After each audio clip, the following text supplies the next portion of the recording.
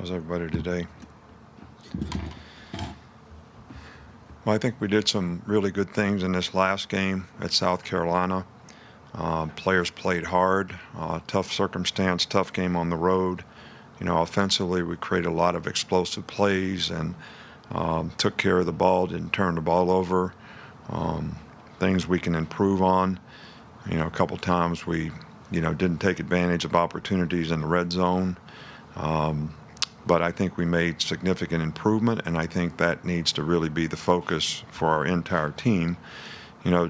Defensively, we played well at times, but, we made some mental errors that allowed them to, keep possession of the ball, which is not a good thing, but made some big red area stops that, kept them off the board, got a couple turnovers.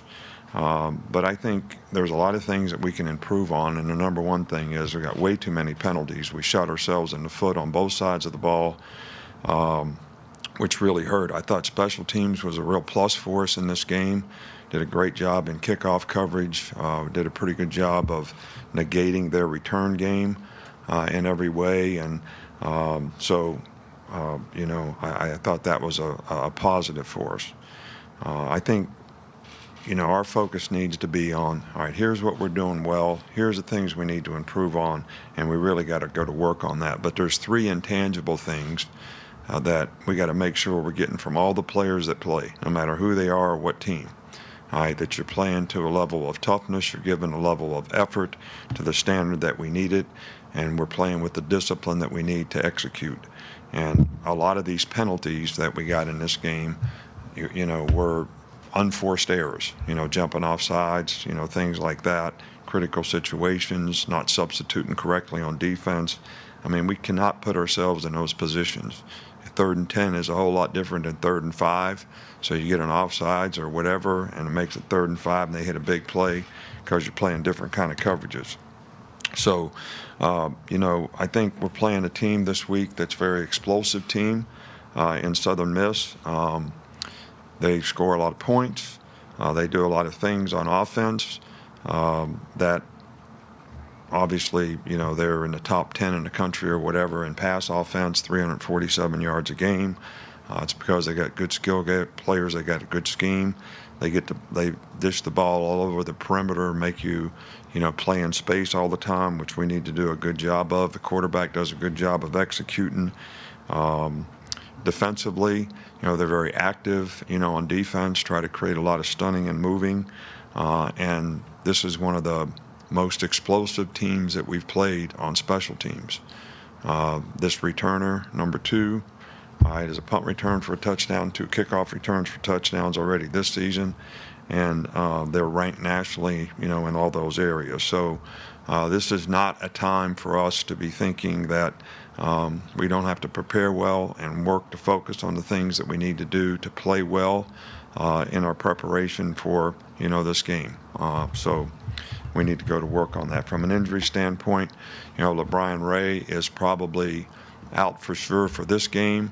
We're doing some further testing to see, what the situation is with his foot, but it's undetermined right now as to how long he may be out.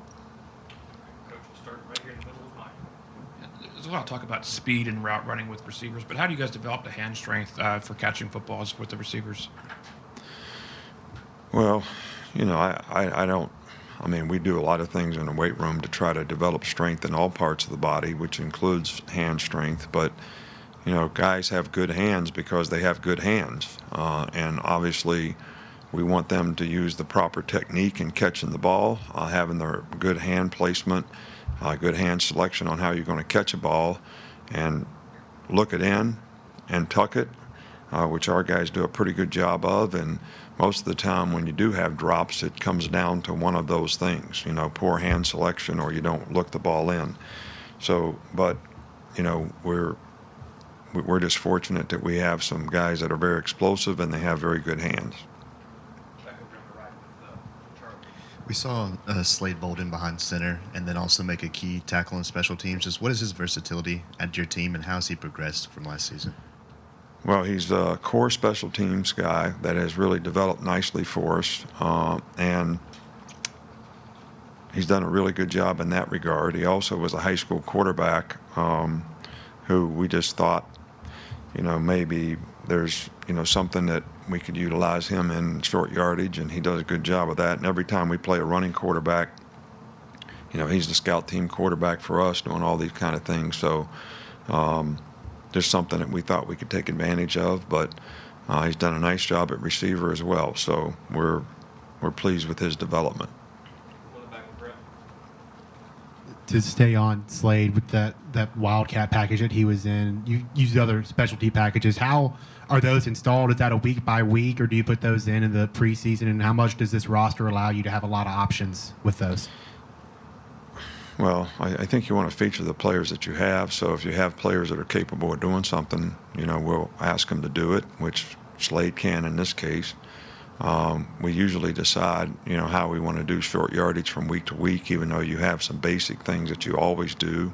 If there's some specialty thing that can create an advantage, you obviously want to try to do that in game planning. And I do think that when you have diversity and players that can do multiple things, whether you're playing offense, defense, or special teams, it always enhances your chances of scheming things that can help you be successful. Coach, for whatever reason, the punting has still been inconsistent in the games, and as you mentioned, they have the number one punt returner in the country coming in. Do you look at things differently? How do you approach that? Well, we got to get better execution. I don't care which guys punted. We haven't. The thing about both guys is they're very capable, and they do a really good job of punting in the game. So we don't have anybody else to punt besides one of those two guys, or we could go for it on every fourth down. That's our options. So one of those two guys have to punt, or we go for it on fourth down every time. So how do we approach it differently? We got to get those guys to execute, and they're capable of executing. And they've done a really good job of doing it in practice. We just have not seen it in the game. How you drop the ball is very important to how you punt. And almost every punt we've had in the game so far, the guy drops the ball inside, so you're going to kick the ball low, and not with good placement. So it's something that we definitely need to improve on. That would be on the list of things that we need to improve. With some of the injuries along the front seven, LaBryan being the latest, what is your level of comfort having to play so many younger guys up front? Well, I think we got to work hard with those guys to get them to play well. There's no substitute for experience. There's no question about that. And we do have a lot of young guys playing in the front seven. But the challenge for us as coaches is, to try to teach those guys. And I think if those guys could really get comfortable with the basics and the basic fundamentals, then their ability to adapt, in a game or when different things come up, they're going to be able to adjust better. But you really can't coach experience into players. You can just try to teach them how to do things, and as they get more repetitions, hopefully they're going to improve and develop confidence. And that's our goal with each and every one of those guys. What did you see from Patrick Surtain, and how valuable is he that he can play in multiple positions, moving back out the cornerback? Well, Patrick played, very well in the game. I think that he does give us some flexibility as to whether we play him at corner or we play him at star. We have a couple guys that have some diversity in the secondary this year, which is very helpful. But the focus with that group is, we didn't do a great job on the perimeter. We got to do a better job taking on blocks. We got to do a better job of getting off blocks. We can't give up 1-for-1 on the perimeter, and we got to tackle better. That's the whole group. All right, so that's something that we need to focus on and improve, because we get a lot of those opportunities again this week. Go back to Michael here. Just wondering if you had an update on the plan with Will linebacker this week. Well, what's changed? We got number 8, number 10, and there's no plan right now as to see how guys work out in practice, and if they do well, we'll play the guy that we think that can do the best job in the game. Coach, how significant is the mental aspect of field goal kicking? And is it something that you kind of communicate with your guys, that y'all work on behind the scenes, not so much the physical aspect, but the mental aspect? Well, I think it's critical. I think you got to be able to go in there and focus on, that particular shot, almost like golf. It's this guy has to have, as a field goal kicker, to me, you have to have kind of a sniper mentality. You're going to take one shot, and you got to make that shot work, and you got to be able to stay focused on, the basic things that are the benchmarks of what's going to help you be able to execute the best. And, Will's very, very capable. I'm sure he's disappointed that he missed a field goal, and I'm sure he's disappointed that he missed an extra point in the last game. He kicked very well the game before, but we're very confident that as he gets opportunities, he's going to develop more and more confidence in himself. But he's very capable, and this is a case where, he's a good hitter.